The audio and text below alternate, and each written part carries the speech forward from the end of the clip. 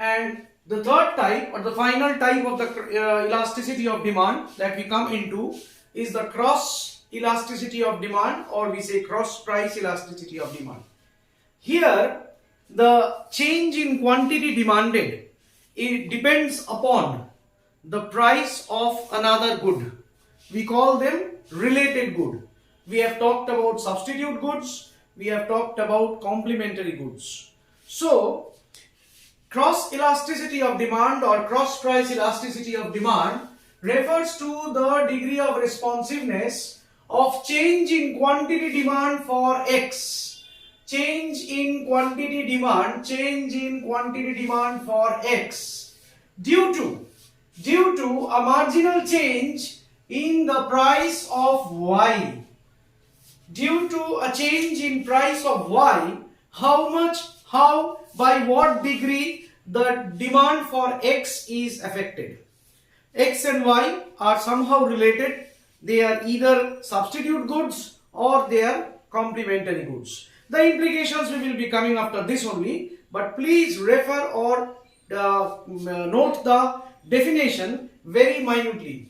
Please, when you are writing the definition, if you are asked to write the definition or for your knowledge, for learning the thing, degree of responsiveness of change in quantity demanded for X due to a marginal change in the price of Y. That's why we are telling cross price elasticity or simply cross elasticity of demand.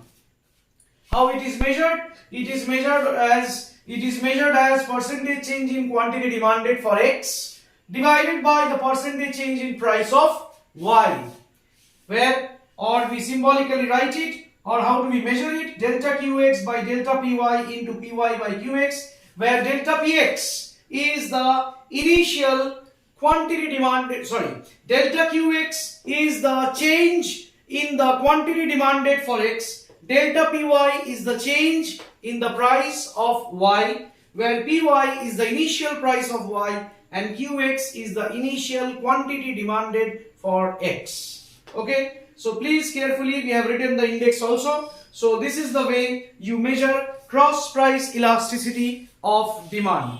The change in the quantity demanded for a commodity X due to a marginal change in the price of another related commodity Y.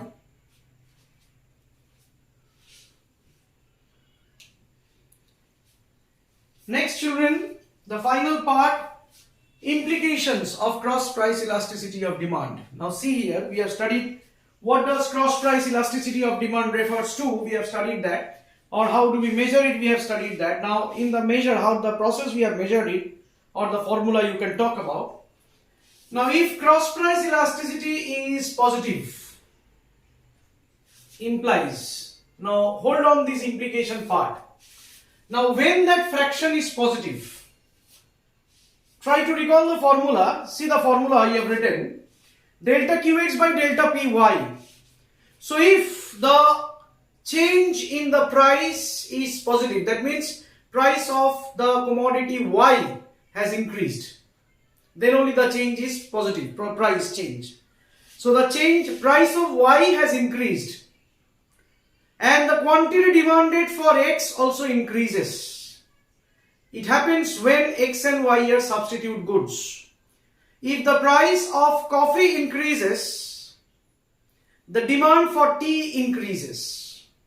If the price of Kit Kat increases, the demand for Dairy Milk increases. Because the price of Kit Kat increases, there will be a fall in the demand for Kit Kat. And people will shift here to Dairy Milk.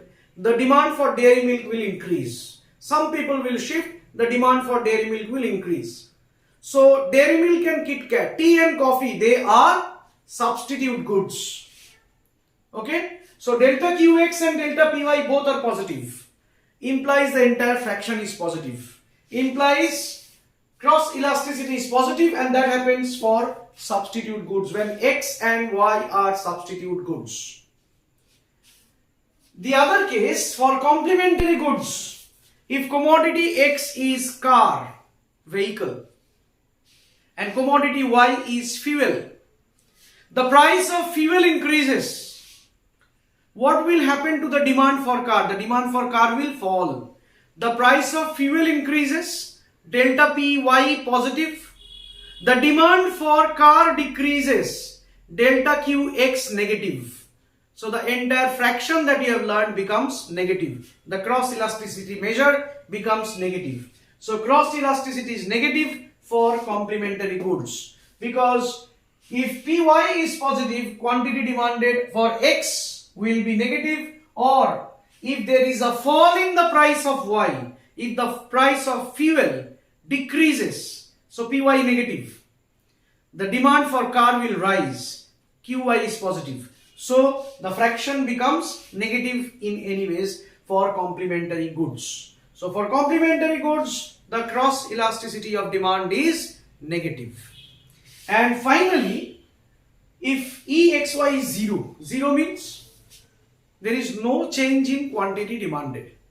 If the price of Y increases, say if the price of biscuit increases, what will be our commodity X? Y is biscuit and X is, say, shirt. So the price of Y increases, the price of biscuit increases. How will it affect the quantity demand for shirts? No.